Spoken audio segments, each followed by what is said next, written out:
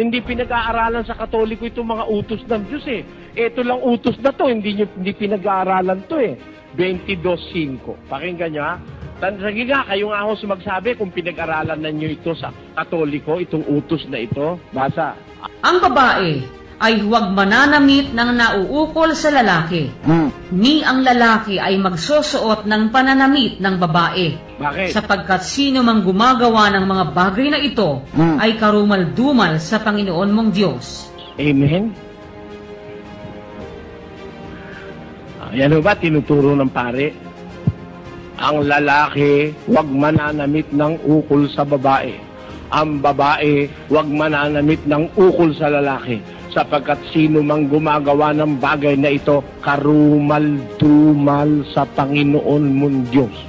Biro mo, pag sinabing karumal-dumal, naku, napakasama sa Diyos nun. Na ikaw na babae, nakadamit lalaki ka, at ikaw naman lalaki, nakadamit babae ka. Oh. Biro mo, ikaw lalaki, naka-lipstick. At pagkatapos yun naman babae, naka-bob hair na talagang sagad na sagad sa batok at nakapamewang sa kanto at may hawak na sigaret. Naku, ang gumagawa ka nito, karumal-dumal sa Panginoon, sabi ng Biblia. O, yan ba, pinag-aralan na ho natin yan sa ating relihiyon? O, pakinggan nyo ha, hanggang bagong tipan, batas yan eh. Basa, pakinggan nyo ha. Gayon din naman, na ang mga babae ay magsigayak ng mahidhing damit na may katintiman at hinahon, hindi ng mahalagang hiyas ng buhok at ginto o perlas o damit na mahalaga. Sabi ng Diyos, ang mga babae sa bagong tipan ho yan, no? Gagayak ng mahinhing damit, may katintiman at hinahon. O, pwede ba burles?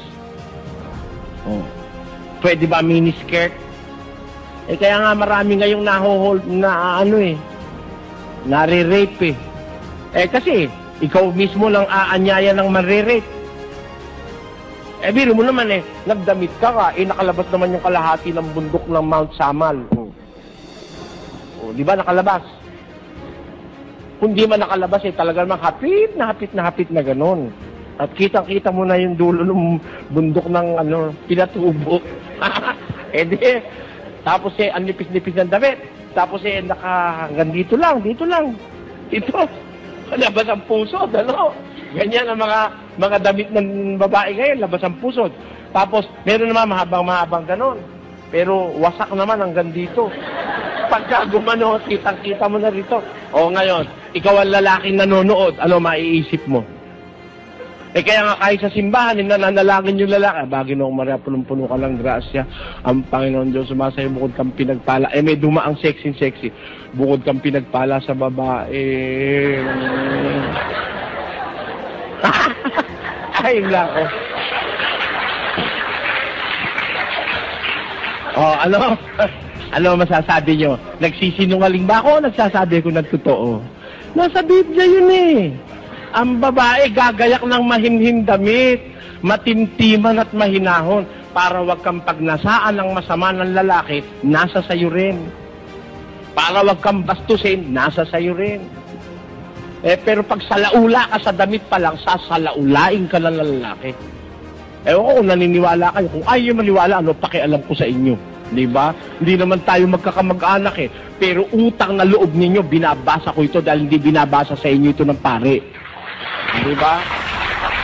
Eh, kung gusto nyo magalit kayo sa akin. Pwede ho kayo magalit sa akin. Pero, ang hindi ko lang mapapahintulutan, habang panahon na lang tayo, nagre-relihiyon, di tayo natututo ng aral ng Diyos na mabuti. Yun ang dahil kaya tayo alipin ng kasalanan eh. Eh kung alam natin ang mabuti, mayroon bang kasalanang magagawa? Yun po ay ibig ko sabihin. At yan ang itutuloy po natin sa susunod. Yung mga mabuti.